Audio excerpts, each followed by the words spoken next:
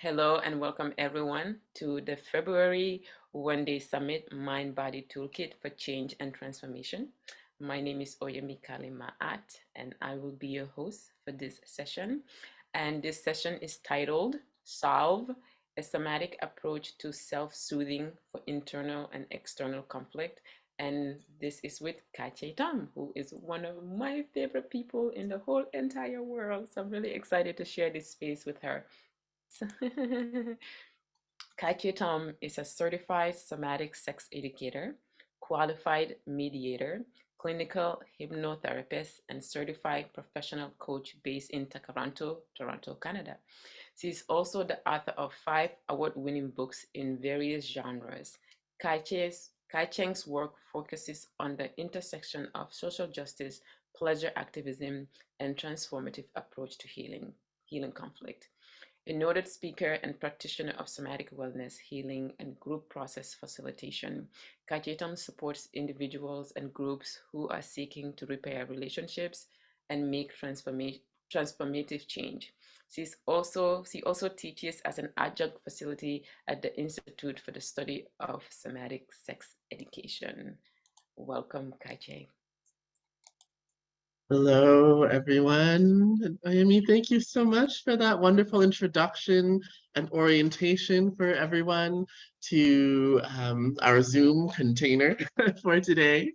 It's so helpful, and I just want to gently remind everyone, or invite everyone, remind and invite, to please send some appreciation to our host, Oyemi, and also to Jamila, who is here shadowing today. Without these two wonderful people, I would be in a lot of trouble for this presentation. So a big thank you to both of them. And big thank you to you for showing up at 9 a.m. if you are here with me in the Eastern time zone, or earlier if you're anywhere westwards of this on Turtle Island, and from wherever you are in the world. So many wonderful places around the world represented here. I am calling in today from Toronto, which is also called Tkaronto, both of which are names that come from Indigenous naming traditions.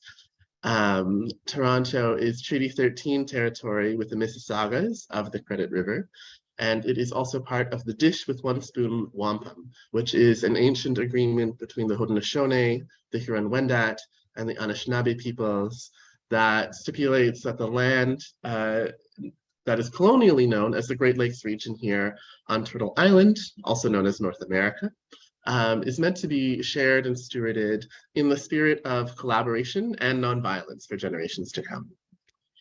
Today, Toronto is home to many diverse Indigenous peoples. And when I think about the Dish with One Spoon Wampum Agreement, as well as the history of Indigenous and settler relations on this continent, I think that the practice of embodiment, and particularly conflict resolution, which is what we will be exploring specifically today, are absolutely and deeply and inextricably tied to that conversation. We cannot do embodiment without practicing an awareness of who we are and where we come from. And we cannot practice conflict resolution without being aware of the metaphorical water in which we swim, which is to say, the legacies of colonization, cultural genocide, and other forms of systemic oppression that shape the way that we experience life and conflict with one another. So there will be a part of today's presentation that is explicitly attending to power relations in the practice of conflict resolution, but I do invite us all to try and weave like a deeper awareness of systemic oppression into all of our time here at this wonderful one-day summit and in general in our lives. So I might just take a moment of pause with that and invite you to pause with me as we start to feel our way into this conversation on embodied conflict resolution, and particularly techniques for feeling conflict in the body and soothing the intense sensation or dissociation that can come with conflict. Part of my work is that I practice as a community and workplace mediator with an embodiment approach as well as a trauma-informed approach. And something I've learned about conflict is that, shocker, most people are not fond of it. Raise your hand, your physical hand, if you are afraid of conflict. Yeah, okay. So let's just acknowledge that we're afraid of conflict.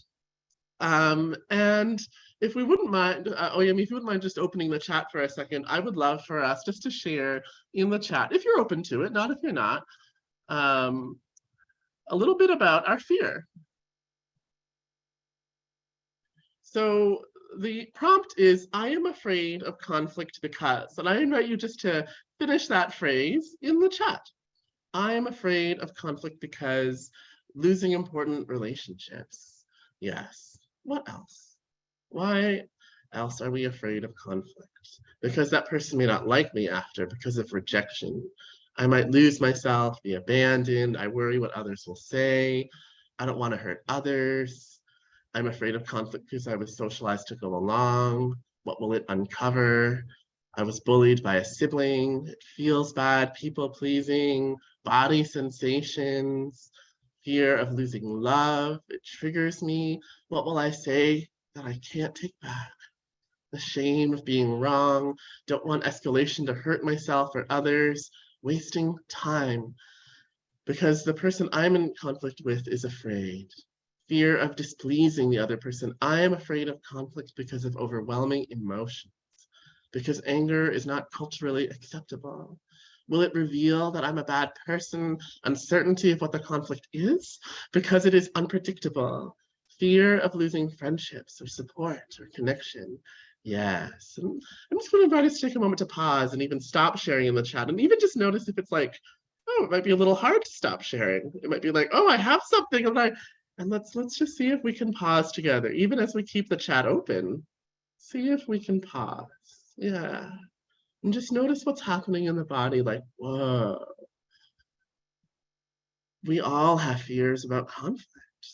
And we can share that together. So I invite us now just to look at the screen and just like notice that there's human beings in there. Like, oh yeah, there's a face and there's a face and there's a name. You might even give a little smile if you want to, or if you don't want to smile, you give a monster face.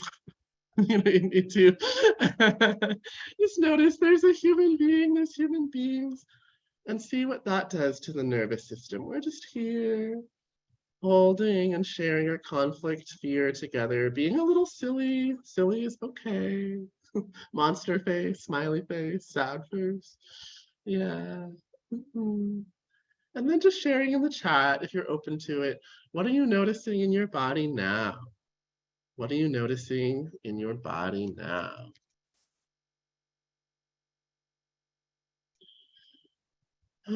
Look at the screen. Ease, ease. Can laugh at myself. Need to shake it out. Yeah, shake it out if we want to.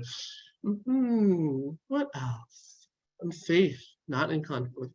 It's not that scary. Always worse in my head than in real life. Permission, calmer, safe, relaxation. Looking at you makes me smile. Oh, that's nice. Excitement and gratitude. Interested. Connection as the way through. Yes, beautiful. Oh yeah, me, I'm just gonna ask us to pause the chat now. Thank you so much. Yeah, a few last shares coming in. Less activated, light. The desire for connection is greater than my fears. Yes, beautiful. So let's just take a moment even to pause with that. It's like, what happened just now? I was like, why are we afraid of conflict? And all these fears came spilling out. It's like this whole group, there's 345 people here. There's a lot of fear about conflict, which makes so much sense, all the sense in the world. We had all these reasons, past experience, traumatic experience, uncertainty, so many fears around the theme of others will hurt me or abandon me, or I will hurt others and then be abandoned. The attachment fear, right? A fear of wounding in the relationship. Yes. And then we pause just to notice connection with other people, like to get even like a physical hit of like awareness of somebody else. And probably because I'm spotlighted, the face you're looking at is mine, unless you chose gallery view and look for someone else's face. And so we're like, oh, let's smile. Let's be like kind of silly, right? Maybe we did like a slither or a shake. And, you know, for some of us, that creates more ease. Like to land in connection, as somebody brilliantly said already, creates more ease in the wake of fear. And it's not just about the smile, although the smile is important. Also, it's about sharing the monster face or the silly face, sharing the fear itself, voicing emotion and sensation as a collective can help us to feel less alone, and feeling less alone, and it helps us to feel more okay. Yeah. And there's something that happens often around our fear of conflict that also has an element of shame. And I wonder, just raise your hands if you're like, yeah, I kind of feel ashamed when I think about my fear of conflict. Yeah, so there's some hands going up. Yeah. What's that about? I mean, on a cognitive level, the shame attached to conflict and fear of conflict is like, oh, I should be better at this. Like, I should be better at relationship. I should be better at giving love to others. I should be better at receiving love from others. My conflict style is bad. I shouldn't be afraid of conflict. All of that sort of story. But in the body, how we might start to think of shame in relation to conflict as a protective mechanism that curls us inward. Like shame is a physical technology that is like sort of meant to keep us contained and shrinking, which prevents further provocation of future conflict. So there's even like a wisdom to that shame, except it also feels really bad. And in a highly complex social system, that mechanism of curling away and turning inward maybe actually isn't that helpful for all kinds of reasons. We have these, you know, beautifully developed prefrontal cortexes and very rich social etiquettes where we might need to participate. And so maybe that shame is not as helpful as it might have been when it was first evolutionarily developing. So how do we relieve our shame? I would suggest that we can start to unhook shame from fear, because those are two different things, two different and often unpleasant emotions, by voicing them in the group. Like creating a sense of okayness in this group of 300 or in a group of 4 or in a group of 2. It's okay for us to be scared. And it's okay for us to have conflict. It's okay for us not to know what to do. So we peel away that first layer of shame just by saying, who's afraid? Oh, me? Yes. Also, I am scared. And the shame starts to go away. And then we might start to be like, oh yeah, anyone here just like totally at a loss? You know? And then we like can kind of giggle together, being a little bit silly or like a little bit like bouncy in response to conflict can also start to peel away shame. We have to be careful with humor and silliness when we're in conflict. Anybody know why? No, you don't have to answer that. It's because we want to treat conflict seriously. We don't want to make people feel that we are mocking them. We don't want to mock ourselves. It's not about mocking. It's about the ability to go inward and laugh at ourselves. So if we're trying to find laughter, which is often really helpful in a conflict situation, sometimes the first person we want to try to laugh at is ourselves. Like again, not in a mocking way, but just like, oh, you know, anyone here do anything that's, you know, is ridiculous when you're in a conflict? I do ridiculous things like when I'm upset with people and I really need help, generally I'm like, no, I'm actually perfect and fine. Anyone else perfect and fine when you're really, yeah. And like, of course there's sadness that can come with that story, but it's a little bit funny. No, it's a little bit like, whoa, human beings were absurd. And, of course, we can take ourselves with real deep seriousness and tenderness and compassion at the same time. And when we have that flexibility, as we start to cultivate that flexibility of being able to laugh at ourselves, we start to release shame.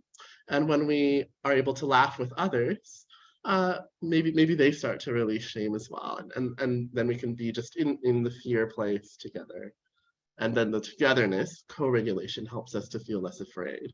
And then we start to be able to be in a different place altogether with conflict and with fear.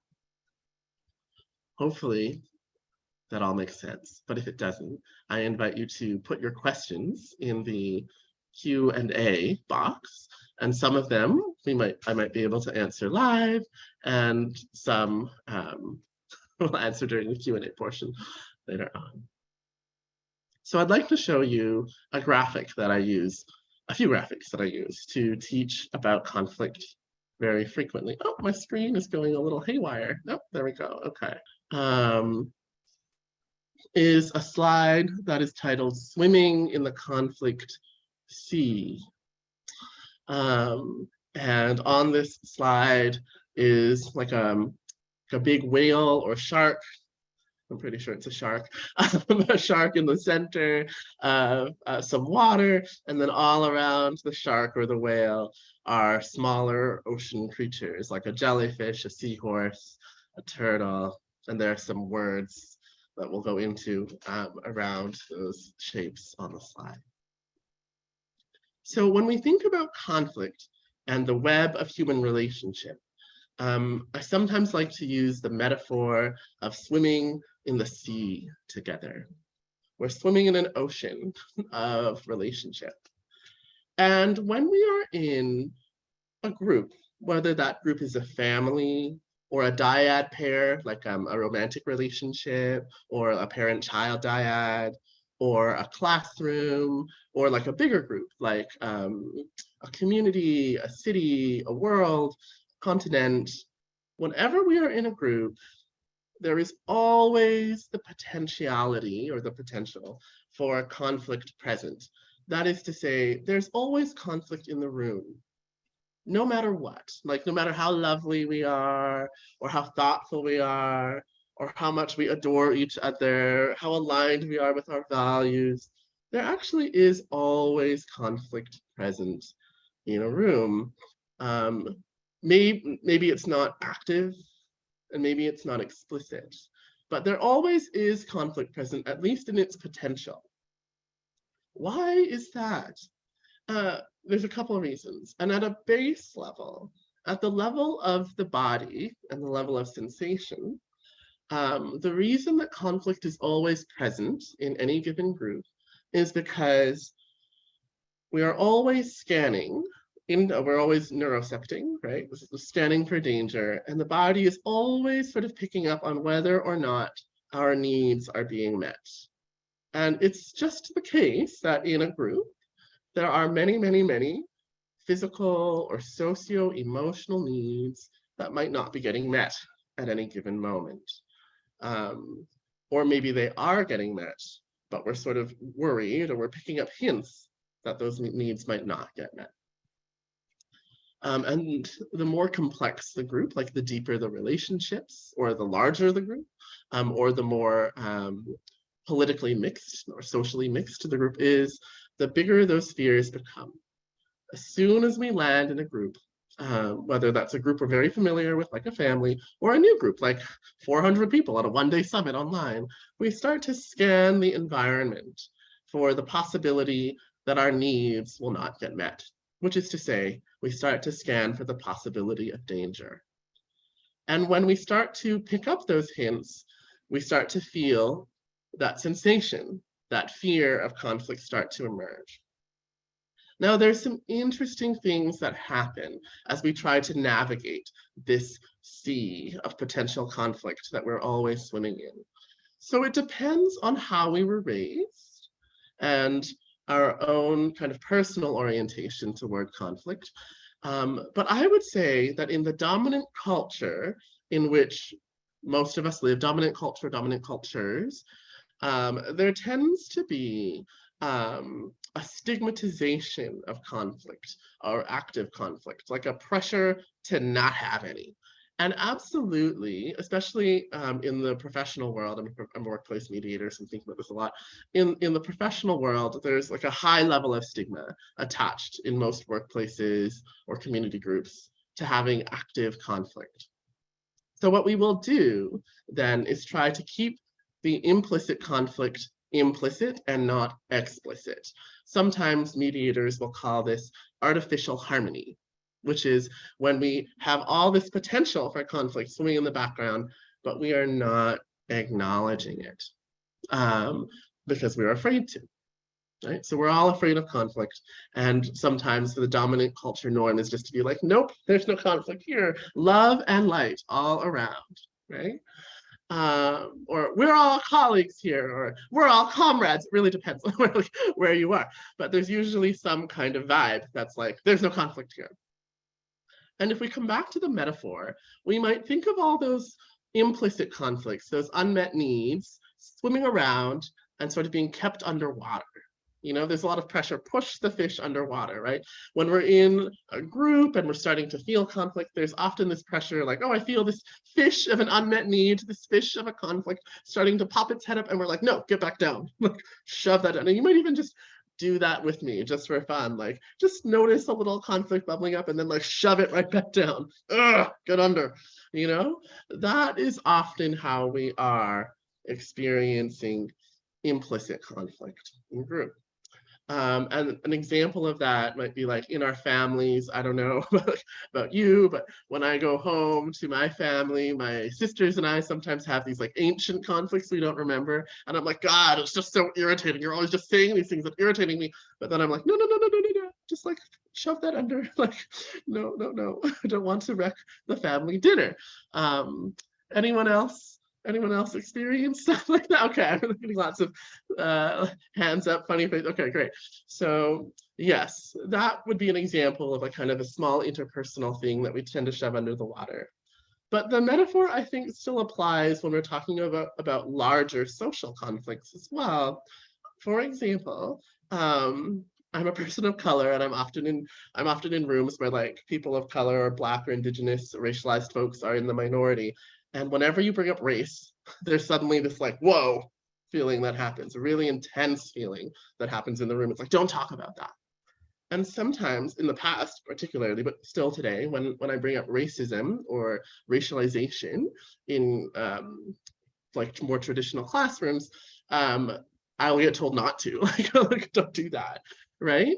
And this is the thing about larger scale social oppressions or social conflicts. There's a lot of pressure to like not talk about things like racial injustice or to not talk about homophobia or transphobia, right?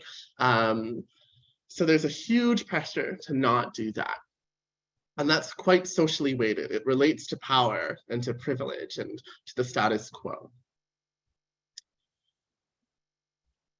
That's implicit conflict. So we build up all this pressure around implicit conflict. You know, never talk about how your sister irritates you. Never talk about racism. Never talk about transphobia.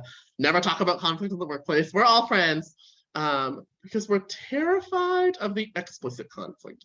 And we might think of explicit conflict as like this fish that's like, it's had enough, you know, it's not going to be underwater anymore. And it leaps up above the surface.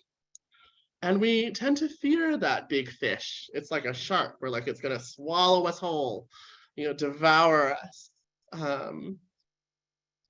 Yes. I'm just like, oh yeah, no, I am scared of that, actually. Maybe because we have had experiences of being devoured by a big fish in the past. So we try to keep the fish underwater. But you may have noticed that the longer you keep a fish under the water, you know, in the metaphor, maybe not in real life, but the longer you keep a conflict fish under the water, the more it wants to jump, like the bigger it becomes, the more strain there is, and the more likely it is that at some point it will surge to the surface in an uncontrollable, intense way.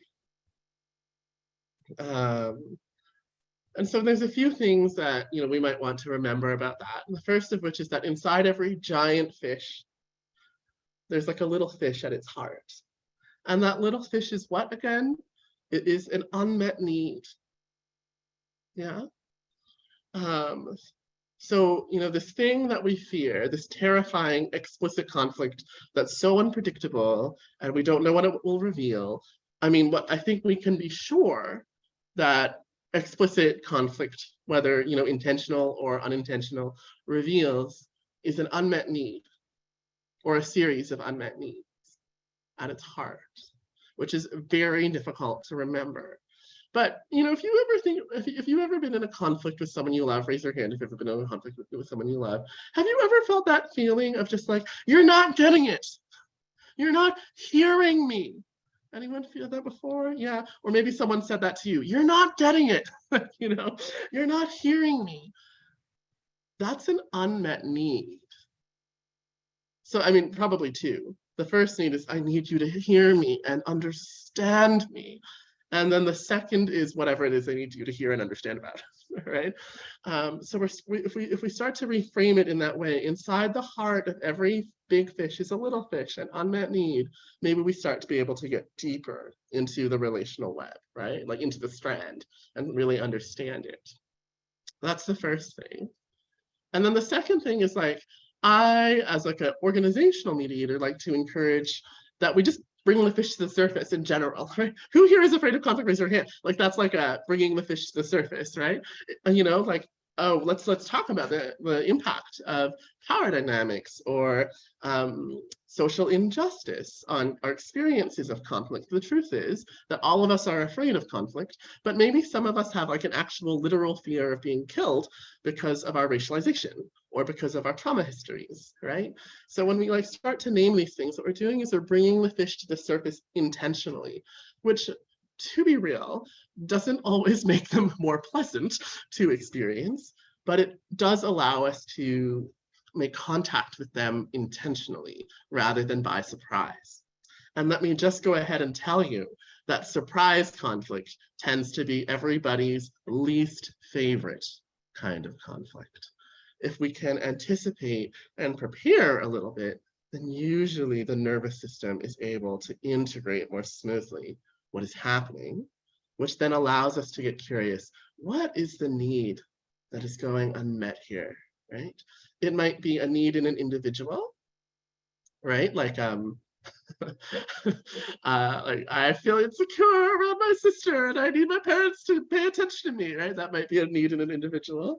It might be a need that is relational. We're not understanding each other. We need to find a new way to communicate. It might be a need that is like embedded in like a social movement or a social issue. We actually like need to unpack the history of social injustice, and where there has been a mass perpetration of cultural violence, there needs to be like a mass reckoning of cultural repair, right? So, there's lots of levels to these things. But the intentional raising of conflict into the explicit realm allows us to do that. When we leave conflict in the unconscious or the implicit, when we keep those conflicts under the water, we are not able to control or be intentional about how they surface themselves, which is often where damage occurs relationally, right? Or physically. So we're just, being with that. Okay, let's see. So that is the fish metaphor. Okay. I'm now showing you a slide that I almost always use in conflict presentations that I like to call the window of transformation. And it is an adaptation from Dr. Dan Siegel and Dr. Pat Ogden's window of tolerance model. So some of you might have seen a model called the window of tolerance before. Essentially, the window of tolerance has become a very foundational tool for conceptualizing nervous system responses to stress. And there's a lot of nuances to the window of tolerance, which I'm not going to get into today, but essentially the window of tolerance is like a theory that says that the nervous system has two main branches of response to stress. The first branch being sympathetic dominant hyperarousal, just meaning the body heats up, that there's like a rapid heart rate. It's sort of like an activating response to stress, the fight or flight response. And then another branch that is parasympathetic dominant, but still also somewhat sympathetic, which is like a lowered heart rate response to stress. So often we call that the freeze, the unmoving, or maybe like hypotonic response to stress. The response to stress that's trying to survive by shutting down. Yeah. So we use the window of tolerance model to understand the nervous system's response to stress, and often we use it in trauma psychotherapy. I have adapted this model just to kind of reflect what I like to call the window of transformation. Why transformation? Well, this is conflict specific. So if we're thinking about the nervous system's response to conflict, which I encourage us to do when we take like an embodied lens on conflict, we might start to think about, okay, so when we're in relational conflict, when the fish jumps above the water, or when we start to detect a fish jumping above the water, what does the body start to do? It will generally tend to do one of those two main types of response, an activating response or like a deactivating response. And we can map onto the fight or flight, freeze kind of typology, some conflict styles or strategies. And what I like to say about this before I go deeper is that, you know, we use a lot of different conflict strategies. The conflict strategy we might use with our boss at work is often different from the conflict strategy we use with our children, right? Like the body does different things automatically to different people. It's almost always relational. But regardless of what we are doing, most people will default to the strategy that feels the most survivable in the moment of conflict.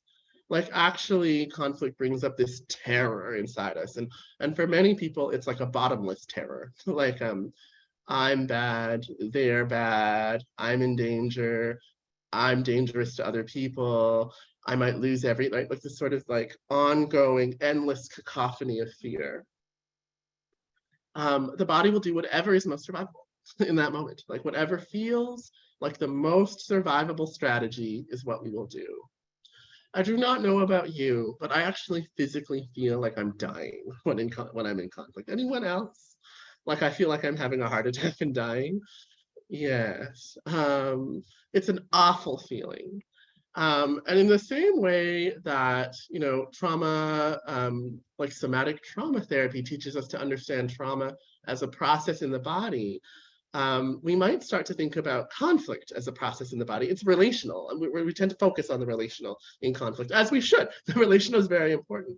But what will dictate our relational or unrelational behaviors tends to be whatever is going on in the body. And whatever is going on in the body in conflict tends to be extremely painful. Whether it's like actively sharp painful or like the pain of numbing, like not being present and wanting to feel alive. Right? And so because it's so intense, really what most of our strategies are oriented toward is like getting through the pain of what's happening in our bodies and then getting rid of it as quickly as possible. Because it is just so intense. And that's quite different, actually. Like if we're always focused on what's happening in here and trying to get rid of the terrible sensations, which is what we're going to default to do, that is actually pretty different from attending to the other person or people that we're in conflict with and being like, huh, what's happening for you, right? You know, we know that's what we're supposed to do, but it's pretty difficult when we're like, I'm having a heart attack, actually. So I just want to say that, like, maybe it helps us to reorient. And maybe it also helps to destigmatize what people are doing. Like, again, that shame is so present around our conflict strategies. Oh, I did it wrong, I did it badly, right? They're doing it wrong, they're doing it badly. It tends to be a cycle. We're like, oh, I'm doing it badly. No, they're doing it badly. No, wait, maybe I'm doing it badly. You know, but we can maybe instead of badly, we can think about, oh, okay, so that's what feels the most survivable to them in this moment. That's what feels survivable to me in this moment. How interesting, right? How very interesting. So conflict strategies are oriented towards survival. What's interesting is when we start to find ourselves doing that hyper-aroused response, which is the heated up response, right? The heart rate increase response to conflict, the strategies that emerge will tend to be destructive of relationship. Destructive to the other, right? I've got to destroy them, or destructive to the self. I've got to destroy myself, or destructive to the relationship. I've got to get out of here, right? The fight or flight responses will try to destroy the connection in order to relieve the body of the feeling of threat. Which is actually a very good idea when we are in conflict and whatever kind of relationship is happening is actively harming us and we don't want it. We probably should get out of there. I don't know if like attacking the other person is the most helpful thing, but sometimes we do need to stand up for ourselves, right? So there's a lot of value in the destructive strategy. When we start to get into the more parasympathetic dominant strategies, like the submission-based strategies to conflict, which are represented down here below, we start to go more into preserving the relationship through non-action or avoidance of confrontation. So those of us who tend to be kind of like in the like helping arts or the healing arts often will do this thing like performative change kind of style of conflict where we're like, oh yes, you're absolutely right. Everything you're saying is absolutely right. I completely get you. And it sort of looks like a very functional strategy. And it is functional. It helps the conflict to go away because the other person feels placated or soothed. And the main sort of emotional tone that we tend to get when we're doing this strategy is like one of shame or guilt. And so, yes, this is a strategy that makes conflict go away in the moment. What's unfortunate about this strategy is it tends to focus on preserving relationship in the short term at the expense of the long term, which is to say, when we are doing like a sort of performative change in response to someone else's demand, we make commitments that we actually are not going to keep or cannot keep. And people notice that in the long run. And that ends up being more destructive to the relationship than the initial conflict, because then they feel like they've been lied to. I just wonder if that's like happened to anyone here, where somebody was like, you were mad at someone, they were like, yes, yes, yes, yes, yes, yes, yes, and then they just didn't change. Yeah, and probably it felt like even worse after you were like, wow, this didn't change because they were just lying to my face, right? And maybe you've done that yourself, or you've promised to change and actually just didn't follow through because it wasn't going to work out, right? And so we just want to be aware when that's happening. And the deeper we go into that kind of like collapsing, freezing, fawning sort of strategy, the more we sort of enter what I like to call like a fragility kind of strategy, which is where it starts to show through that we're like, oh my God, please don't hurt me, right? Like the sort of like, don't hurt me. You're right, I'll do anything, right? This sort of like activation of like a victim role that might bring out sympathy in the person that you're in conflict with, or sympathy from the people around you. Which also is very effective in some cases at like getting someone to stop being like actively confrontational with you, but tends to not be helpful, again, for a long-term, ongoing, sustainable relationship, because the victim or the fragility role means that the other person is being pressured, whether intentionally or unintentionally, not to reveal their authentic experience to you. So it's a balance. Again, not to stigmatize any of the strategies because they are effective for what they're trying to accomplish. But if what we really want is ongoing, sustainable, transformative relationship, we want to aim for this window of transformation, which is that space inside the self, an embodied physical state where we are able to hear difficult feedback, we're able to withstand the other person articulating their unmet need, sometimes in ways that are quite unpleasant. Right? So we take in what they're saying, integrate it into our experience, and then respond in a way that is curious and compassionate, but also still boundaried. I know, just that, right? So easy. This is what we are aiming for, the window of transformation, that place where we are able to be curious and compassionate and boundaried all at the same time in response to someone voicing an unmet need, which is really hard. And it tends to be the hardest when someone is A, being very unpleasant, and B, telling you that you are the reason that their need is going unmet. Like, it's a lot easier to be like, to hear someone saying, my need is unmet and it's this thing over here, not you, right? But when it's about us, that is really quite threatening, or feels really quite threatening in the body. So how do we get into this window of transformation, as a miracle window of transformation? Well, it's very helpful when other people are trying to do it too, right? Like, people will often say to me, well, what if I'm trying to get into my window of transformation, but the other person isn't interested? A very good question. I didn't say it was easy. Yeah, we could laugh. Like, it's just hard. It's actually just hard to do conflict. It's always really hard. Well, first we need to decide whether we want to try. Like, maybe some relationships just aren't worth it, right? Like, if I'm being screamed at in the parking lot by a stranger, I don't know if I need to enter the window of transformation. I might just say, yes, very good, sir, bye. Like, we might just go away. If I'm a person of color and I know that the cops are not like safe people for me, then I would just do whatever they say because, we're just gonna get out of the situation. So we don't actually always need to be going for this kind of like deeply relational window of transformation model. It's only when it's worth it, like actually when it's worth it.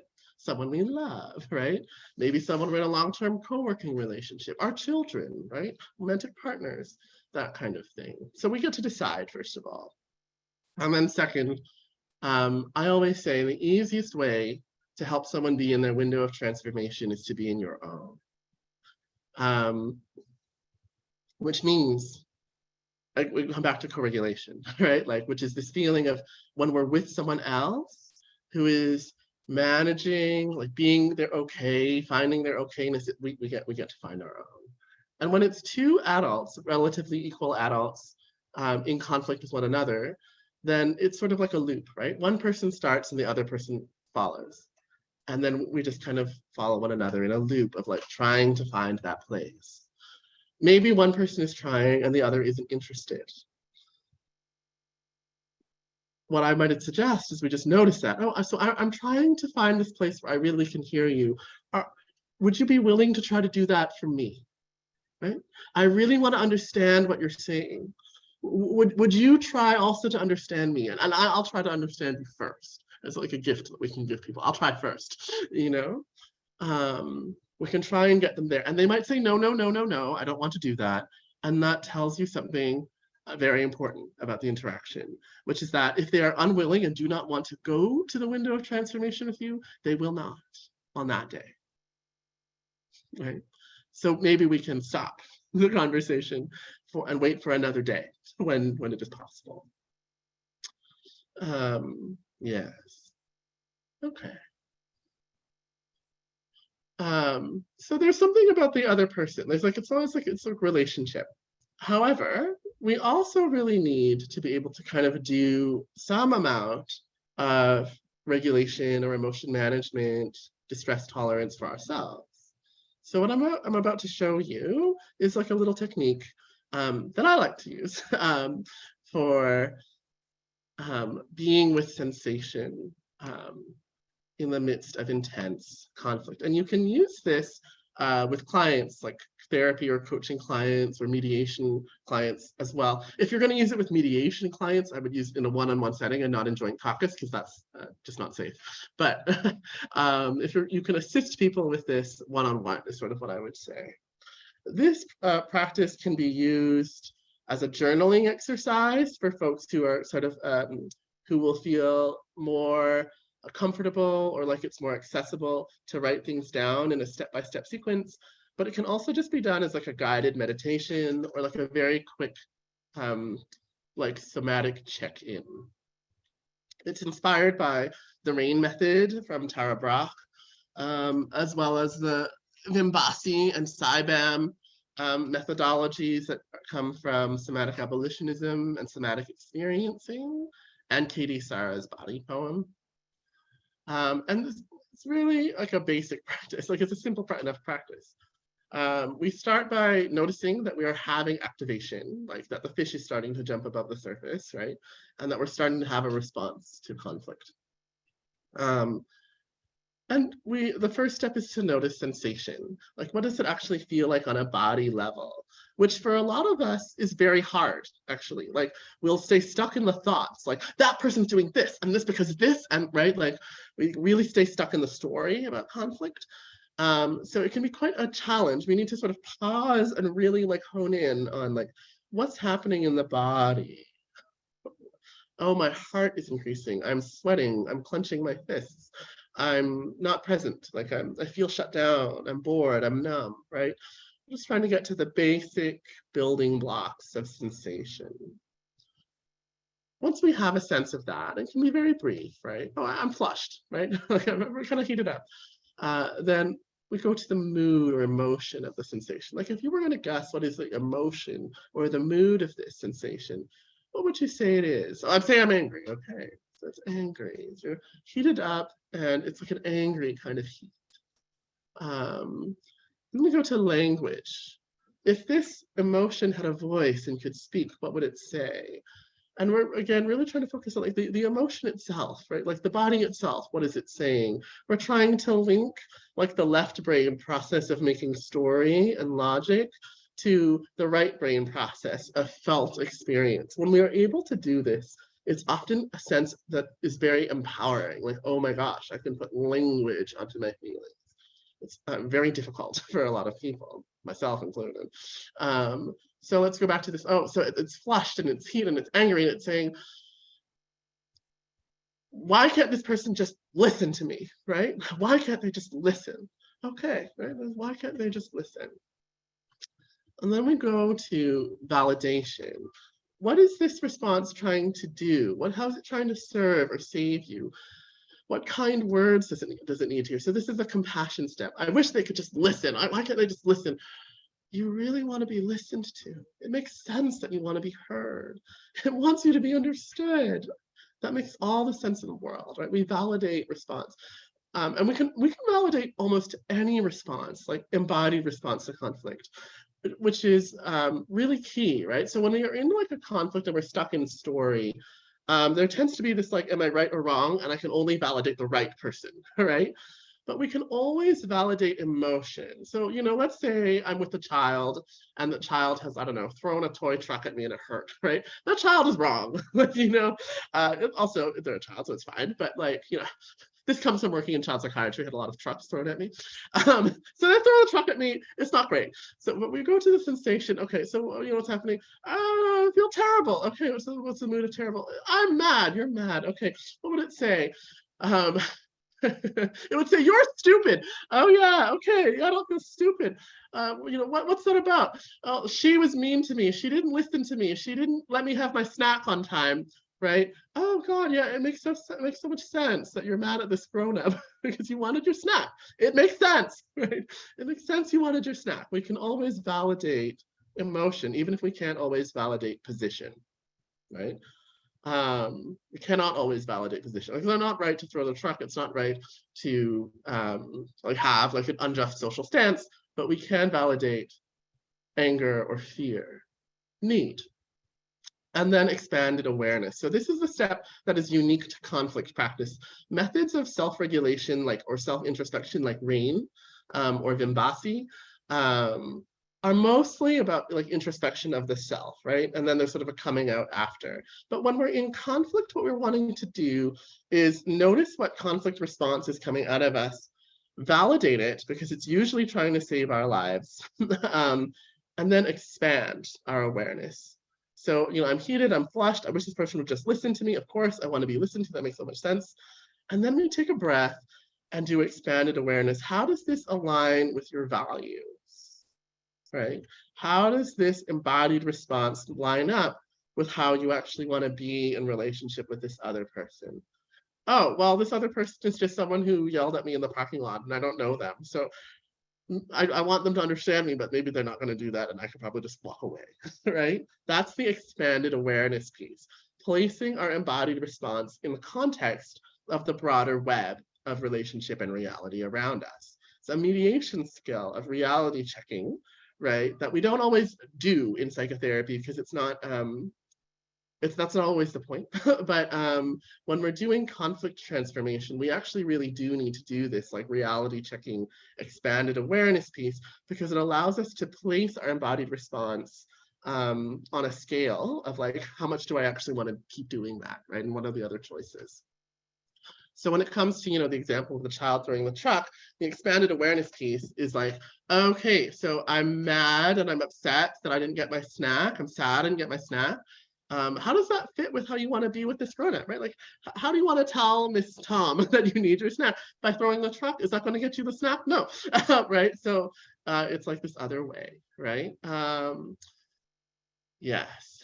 And when we're talking about adults, right, we might feel like rage or terror or collapse, right? How does that fit with an expanded awareness? How do I want to be in relationship with this other person? And often it takes quite a bit of time. Like it takes like a break from the conflict conversation to do that and then come back. And so when we have the time, it's really important to try and give ourselves that moment of pause. Sometimes we don't have time, conflict is happening, and I might just advise folks to say, oh, I need to take a moment just to make sure I'm really listening to what you're saying, right? And then we go in, okay, what's happening to my body? What's the mood? What's it saying? It's saying I'm really pissed off. Okay, makes sense that you're mad. So the person's saying, right. How does this fit with how I want to show up? I want to show this other person that I'm trying to be compassionate, right? Okay, how do I do that? So we can do it quickly. We can spend a long time on SALVE, but it is a tool that I encourage us to try to use. Before we practice, I will just show you one last thing, which is my metaphor of power dynamics. So when we are in conflict, very important to be aware of the power. If a child has just thrown a toy truck at me, that hurts, but I am the adult, right? And so actually I have a different level of responsibility than the child does. If I'm in a conflict with an adult, that's different. If I'm in a conflict with an adult, but they are my boss at work, that's also different. The expanded awareness piece really is very helpful when we're trying to notice, like, okay, what is the power dynamic in a conflict and how does it shape our responsibility? Like, my embodied response might be one of like deep, overwhelming need and like grief. That's saying like, I really need this other person to hold me. But if I am their boss, like, actually expanded awareness reminds me that they cannot always do that. And that's not always appropriate. I need to be held by other people because of the power dynamic and the ethics, right? So there are many types of power. The one we tend to think about is power over, which is the power to make other people do what we want, more or less, like in a conflict, through domination and control, through the threat of punishment. That is the defining feature of power over, is the use of punishment or force to make other people do what we want. And the truth is that when I am like a child psychotherapist in a psychiatric ward in a hospital, I always have power over the children who are the patients, whether or not I like that. I always have that power and I have to be responsible for it. There's also power under, which is the power to resist. It's like the struggle of those who are in the power under position. And whether we like it or not, whether we acknowledge it or not, people in positions of power over tend to have some fear of power under. When we are the boss, like when we're employers, we're actually always afraid that our employees are going to get mad at us. It's just true, you know? When I'm like teaching a classroom of children, I am actually a little bit scared that the children are going to all like kind of flip the tables all at the same time, right? It just is the thing. And what we really want to watch is when we're in conflict with, and there are different levels of power involved, power over and power under engage in conflict as power struggle. Power under is trying to get itself into the power over position, and power over is trying to hang on. And because power over is trying to hang on and afraid, often what will come out is like a punishing response. And that is something we really need to be aware of as people who have power in the world. And at some point in our lives, all of us will be in the power over position. Maybe some of us more than others, but always at some point you'll find yourself in the power over position, and we need to be able to remember that. Because the window of transformation, what SALVE is trying to teach us to work toward, or trying to help us get to, is a conflict style, a resolution style that is about power with, deciding together, how are we going to do this together? What are we going to do? What's the plan that meets everyone's need? How can we meet your need and my need at the same time? That's the power with style. In order to get there, we have to be able to do power within, which is what the SALVE technique is about. It's about cultivating the power within. Power within, essentially, is the ability to withstand overwhelming sensation in the body in response to conflict. That feeling of I'm dying, power within allows us to withstand and work with so that we can reach for the other person and do power with, right? Power within reaches out to make power with. And everyone in a human responsible society has the a responsibility to find their power within, but some of us more than others in any given conflict scenario. Who has more responsibility to find their power within? Anybody know?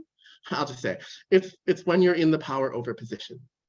When you have power over someone, you have more responsibility in a conflict to find your power within, to hear their hard feedback, to get into your window of transformation, to use the SALVE practice or whatever it is, because that is what ethical use power is. And that's what that last step is often about. SALVE is like, what's happening in my body? Okay, what's the emotion attached to that? What are the words that come with it? Oh, how is that trying to save me? Okay, that response makes sense. Like any response. I want to throw this kid out the window. That does actually make sense, like from an emotional logic. But the expanded awareness tells us, oh, we're never going to throw a child out the window, right? The expanded awareness step is, I have power and positionality in this. I have to show up in a particular way. Or the other person has some power over me, and I need to remind them that they have power, right? Like, that's what that expanded awareness step is about, okay? So let's just take 5 minutes and do SALVE together, okay? If you want to, you don't have to. But you might just like do a wiggle like a worm, a shake like a snake, a slither like a critter, I don't know. And then just pause and take a breath. In a moment, I'm going to invite you to think about a conflict that you've had in the past. Not the worst conflict, not like a life-threatening conflict. Just like a regular old, I'm annoyed at my mom kind of conflict, or like, this kid said something kind of hurtful to me, or my pet pooped on my shoe, like, like a smaller level conflict, right? And just notice what sensation this is already bringing up. And if it's like too much for today, maybe just like stand up and shake it off. You don't have to do the exercise today. Or pick a different conflict, right? Just like, if it's okay, just like notice, okay, I'm thinking of something, find your conflict. And then if it's okay, just go into that. And just notice on a body level, what's the sensation that's happening?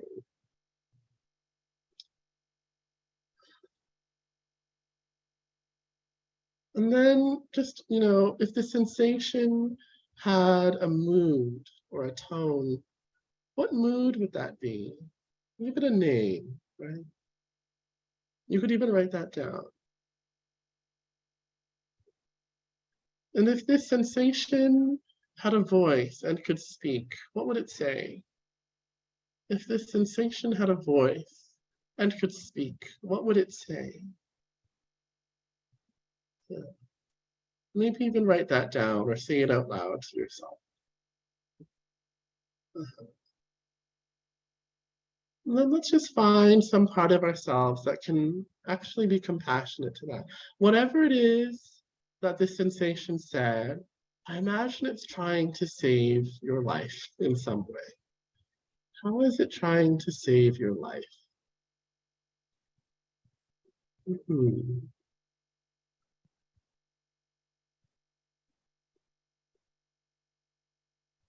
Mm-hmm.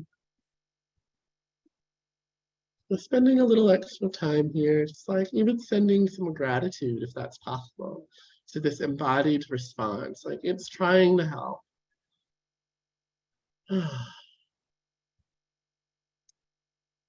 And then just maybe taking a long breath in and a longer breath out.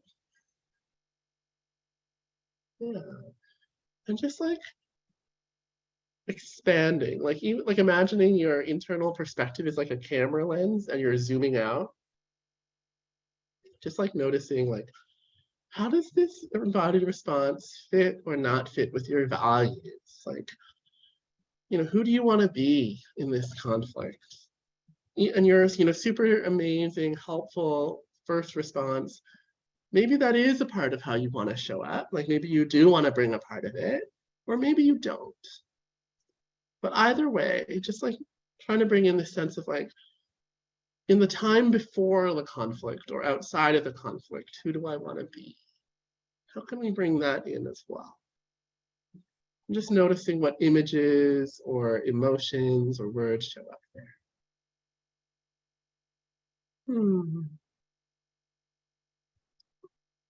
Okay, Oyemi, I might invite you just to open the chat, please. And just folks, I invite you to share in the chat like what you noticed through that very brief practice. What did you notice?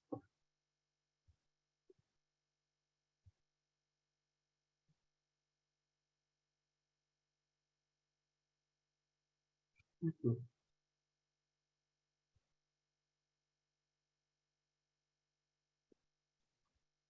It's okay to have needs. Yeah, it's okay to have needs. Beautiful. What else? Curiosity into motion, able to get to just faith and not fear. Fear, racing heart. Tension in my body was connected to not only this conflict, but past unrelated conflicts. Yeah, beautiful. I try to protect others. My mom is a human being with flaws and feelings. Compassion for why the other person may have felt angry. Self-advocacy is necessary. Softening of my response. Tension in my jaw from built-up anger. I can't change the other person, only point my reality to the other moment. I realized I was threatened to be rejected when my daughter replied with anger.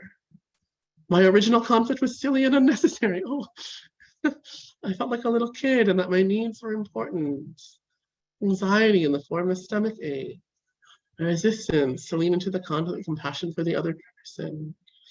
Yes, my anger was transformed in a deep understanding with the source. Feels so much better now. I always want to fix things without acknowledging my own needs or trauma. It would have helped to talk about my needs earlier in this conflict. I got lost and couldn't follow you at some point. Fair enough, fair enough. There'll be a recording. Yes. My inner child is having a tantrum. What about me? I don't deserve this. I want to be respected. It's harder to tune into my power when I'm in sensory overload. Yeah, so many beautiful responses for me. And I just want to kind of reflect and model like, yeah, all of that is welcome. And like some of you are like, oh wow, that was like something like interesting and important, good happened. And some of you are like, whoa, it's a lot. And like, yeah, all of that is like welcome. Each response is showing us something about what we need in response to conflict. And we don't always need to tell the other person what our needs are, or like sometimes the other person can't meet our needs. It just depends on who they are and what the conflict is. But we can always start to attend to our needs in a deeper way. We can always validate our own needs because it's okay to have them, as someone said. Yeah, beautiful. Okay.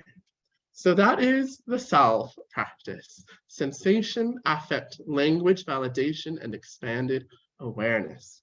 An embodied tool for self-soothing and self-exploration in response to conflict. You can journal it, you can meditate on it, You can take clients through it. You can walk through it as like a partner or like a triad activity. I'm just seeing the more we do, maybe the easier it becomes. So we have about 7 minutes to do questions. So I'm going to open the Q&A box. Please put your questions into the Q&A box. And I might take 1 or 2 live, like voice-based questions as well.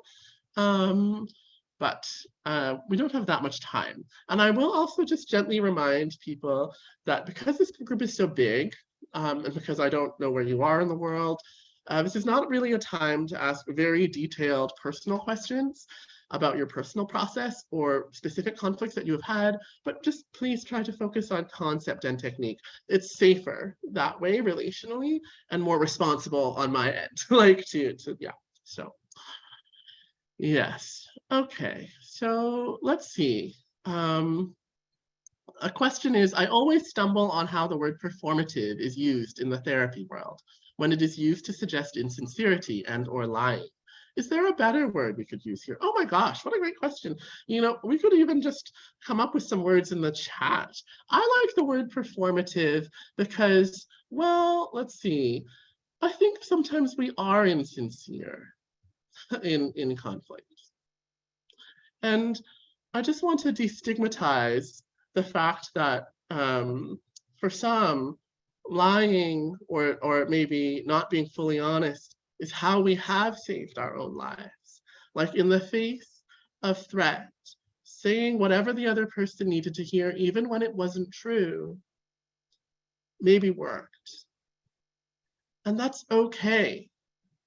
It's not ideal for like a relationship patterning, right? It's not ideal, but it is what many of us have had to do. One of my favorite poets and mentors, the writer Amber Dawn, has in her memoir a line that says, lying is the work of those who are taught that their truths have no value.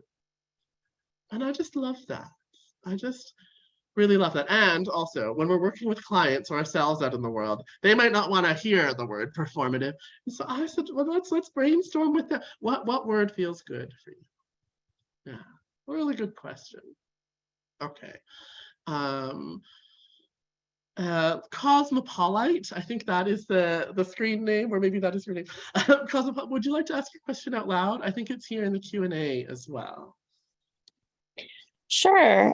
So my question is, I know that you said when you have power over someone, you have more responsibility to move into power within. Mm-hmm. But if you have power under someone, is there a way to get you and the other person to move into power within, or are you just kind of stuck and at the mercy of the person that has power over you? That's a really great question. Yeah, deeply complex. Thank you for that. Well, it's a very sensitive topic. And I think in some cases, yes, we are at the mercy. Like, for example, when we are children, and I know that probably we're all adults here, but when we were children, we were in the power under position with pretty much all the adults in our lives. And like, as children, like didn't have either the responsibility or the skill set probably to bring the other person into the power within dynamic.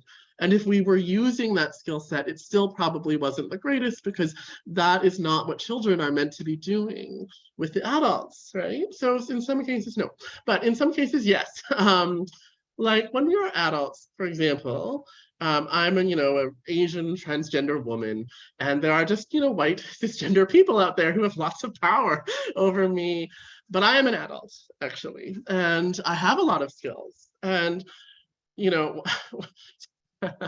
sometimes I'm in rooms full of people who are like, this gender thing is ridiculous, and even though it is hurtful to me and it shouldn't be my responsibility, I am able to use many tools, like to say, hey, I promise to treat you with dignity and respect, and I need you to do the same for me, right? Or the kind of balancing question, I want to really know about your inner experience. But I also want you to do that for me too. And I might just, I'd like to name that there's a power dynamic here, right? When we name power dynamics, sometimes that helps people. I'd just like to remind us all, some of us here are managers and some of us are employees, right? So when we can do that, the more we model that kind of like grounded but authentic questioning of what is happening around us, it is like an invitation for people to come into their own grounded awareness. And that can help. And then the last thing I will say is, when we're in the power under position, the person with power over tends to have the responsibility to bring like integrity and listening and like capacity. The responsibility that we have as adults in the power under position, if we want to continue the relationship like a sustainable way, we actually do have to be open to a repair attempt that is imperfect, right? We have the power to reject like an imperfect repair attempt.